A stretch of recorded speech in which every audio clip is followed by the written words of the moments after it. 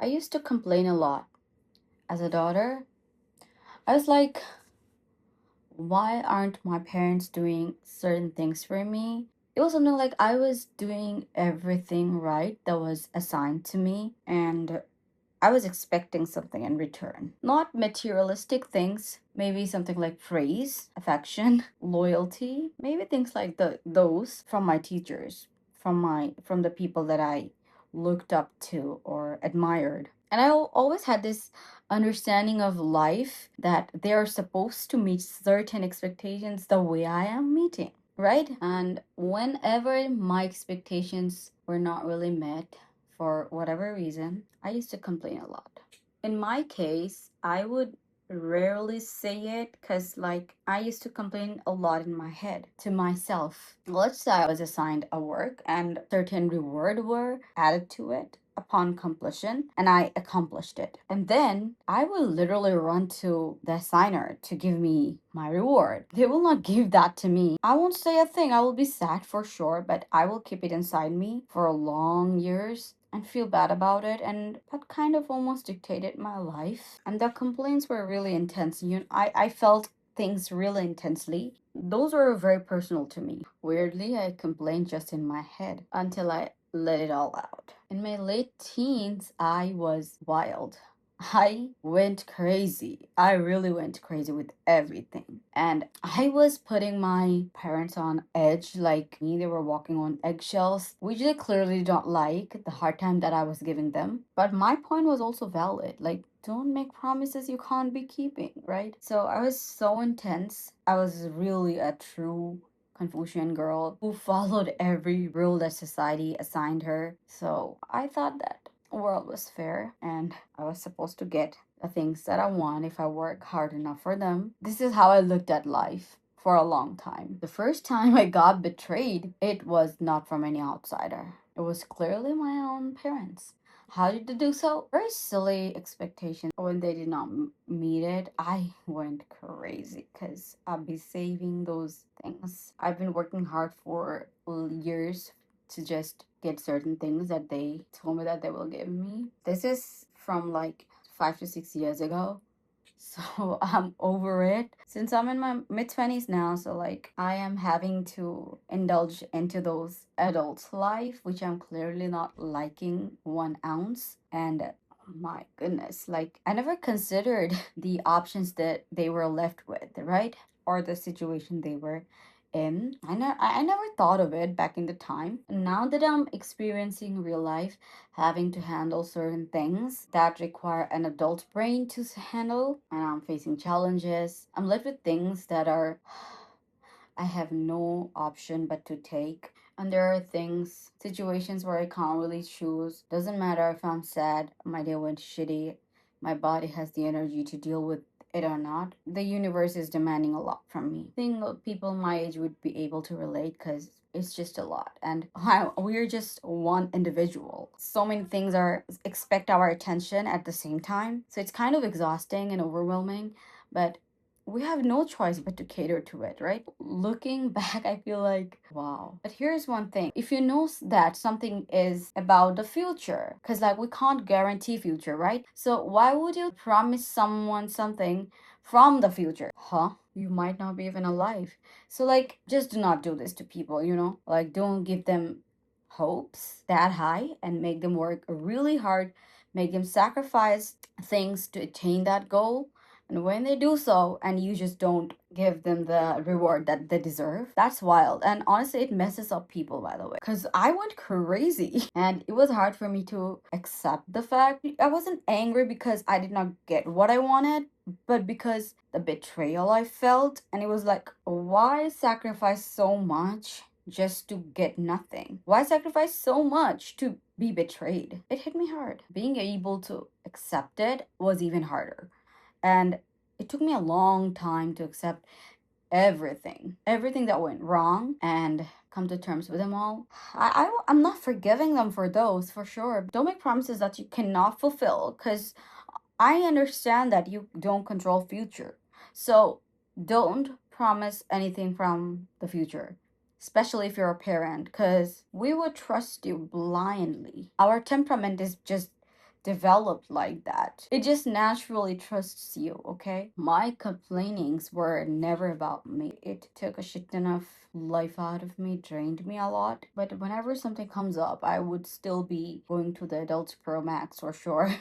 Because I don't know everything about the world. Help me out. That's there. I don't know if I'll ever be a parent or not because I take it very seriously. If I genuinely do not have the capacity to bring a child on this planet and take care of it like properly, I will not be having any. That's how I look at it. Because I don't want another person to carry on the baggage lineage of roles that don't really cater to any of us, don't really benefit any of us, and entirely irrelevant. So yes, being a partner requires a little bit of training. Being a parent requires training for sure, because none of us know that what it's like to be one. I was just a kid born to some young parents. For as a firstborn child, I didn't know what to do with this thing, so they like used me as a lab rat. And this rat had a mouth and own conscience and talked a lot, so that backfired. I also think like complaining at that time really helped me relieve my pain in a way, and it was almost therapeutic in my head, complaining in my head, because I'm not the type to share with a lot of things with people. I don't really like talking to people, but honestly it's very necessary to have a human connection. Coming from a person like me, like who really doesn't like talking to people about their problems or issue, having the eldest daughter syndrome, I still believe that having people is really important. At least one lower stake person in your life is really important. Surprisingly, I have three other siblings. One of them is really just 1 year younger than me, and the other two are 7 years and 16 years younger. My relationship with my siblings were not really always the same because I was literally the parentified sibling, so I looked at them differently, they looked at me differently up until a certain period, and we fought a lot as well. But as we kept growing up, what happened is that like we started looking at life the same way, started to like experience the same kind of things when everyone just grow up under the adult age band. So then everybody kind of started to relate each other, and things got better. So I do not have to explain a lot of things to my people. You just get it where my anger is coming from or what I felt like. And one thing we've built very beautiful among us is that we have this shared culture. Like we understand that, for example, after waking up, we don't like talking at all. None of us talks to each other. We just stay calm, not talk, have our warm water, maybe then have the breakfast or whatever, and then have a coffee. We don't even talk over the coffee. We just shut the fuck up and do our own stuff.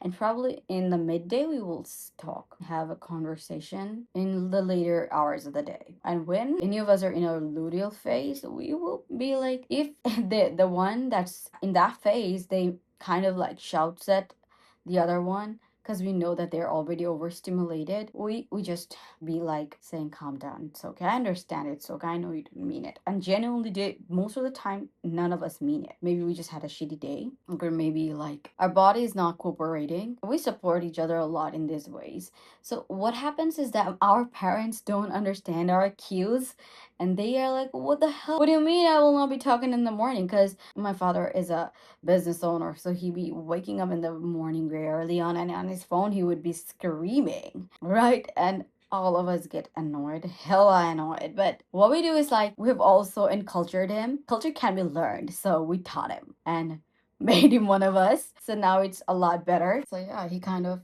now learned things and follows what we do. Whoa, we are the dictator here. What do you mean? My environment is pretty beautiful because I think just because our siblings have endured the same kind of trauma, we have also bonded there and understand each other's pain. And since we also have kind of shared goals, I believe from there we also kind of understand each other's perspectives. Where was I? I was talking about complaining. There is a lot of way you can calm your nervous system. You don't necessarily need those amazing sessions that they talk about. The first thing you can do to calm your nervous system from long-term anxiety is that accepting the fact that it has happened. Someone did not respect your boundaries, or did not keep their words or intentionally hurt you. So that's the first step to nurture yourself, to help yourself really get into the ritual. You don't need to be doing a lot of big things. Little things work amazing for me. Keep days for yourself. Do not do anything. I keep at least one day entirely clear, free, doing nothing, thinking about nobody. I don't care about who needs my replies. I don't care about what analysis I need to be reporting. I do not care about what deadline is there. I don't think about it, and that's entirely guilt free for myself. And as you can see, the lighting, it helps me a lot. Most of the time, like staying in this warm white light. This frequency calms my nervous system. We sisters have even shifted a lot of the lightings of our home to this lighting. And time in nature cannot be debated. People don't just say like touch some grass. It really works. Walk and walk. Walking also helped me. Like it clears my head. When my thoughts are organized, of course, I will be knowing what's going on. I won't go insane. Another thing I've also noticed among us is that most of the time we don't even understand where is our anxiety coming from. When I have excessive anxiety, I overeat for no reason. I'm not even hungry. I'm not even craving any kind of drinks, but I will be ordering food, either going out to eat and spend my money on things that I do not like, and it because giving me like slow metabolism. You really need to be, and staying in the sun helps a lot, but make sure to use your sunscreen. One thing I do is like don't listen to music. Like even when I'm commuting, going to my university, or like just normal taking a walk, I don't listen to any music. I just like to stay just like that, walk like that for an hour. It's beautiful. It helps me sit down with my thoughts for a moment, help me stay connected with me. I love music. I love all genres of music. What I'm trying to say is like, even though I love music, I also take breaks from it as well. Because I've seen it, like whenever I am too much into music and listening to music constantly, my brain just gets fried up. It gives me Zeigarnik effect. My brain gets foggy. Having a really good cup of coffee, just the coffee, no music on, no audio, no sound, just me, my coffee, and sitting down. That's it. So having a calm nervous system is really important, because like how are you gonna do anything if you can't even take care of your own thought? If you do not have any control over yourself, everything gets messed up. I have seen myself when my nervous system was really nervous, and I did not like me at that time, because I be getting mad at anyone, getting mad for no reason at all, doing my work very poorly. My performance was shitty. I have my fair share of pain, and I genuinely wanted to like help myself. So how would I even help myself when I don't even know what has happened to me? The only time you can really tell what's wrong in your life when you are able to think clearly. In a way, complaining also helped me, because I was getting clarity in my head, but it also made me crazy, go to extreme measures that I shouldn't have taken. At least now I know how far I can go. Don't treat your inner self, mental health, as something like a project that you need to be like completing within a subscription model. No, that's the worst. It will add more anxiety. I still get off track sometimes and go really intense, and in those moments I try to keep quiet. Just not talk to anyone, because I know that I will be misbehaving with everybody if I talk. So I already tell them that do not talk to me. I'm in a very bad mood. And the people around me understand it. Honestly, having a human as around you is really special, really beautiful. But the ones that do not expect anything from you, who are just there for you to help you, and you do not have to be giving them anything grand in exchange. Also, please get some really, really good sleep. You might be asking like how I am like connecting this complaining to a regulated nervous system. For me, it worked as a social alarm.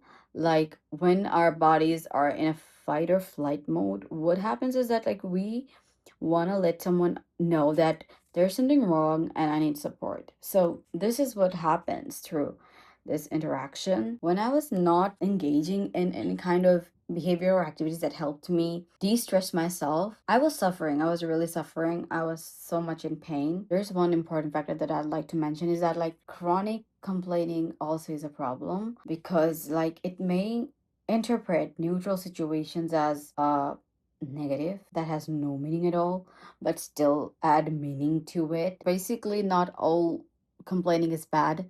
It's honestly venting versus rumination. When you vent, you want someone to listen to you. You want them to understand what's going on in your life and kind of validate you, like the emotions that you're feeling, right? And maybe come up with coping uh, mechanisms or like solutions. But when that complaining just goes around and around in a loop, it kind of becomes very unhealthy, and you it just doesn't serve you. So in my case, complaining helped understand my nervous system better and made me kind of feel seen, and that emotion that I was feeling, it just validated it. So I didn't have to act on it, right? But they were really real. So yes, acknowledging that was important too. That was it.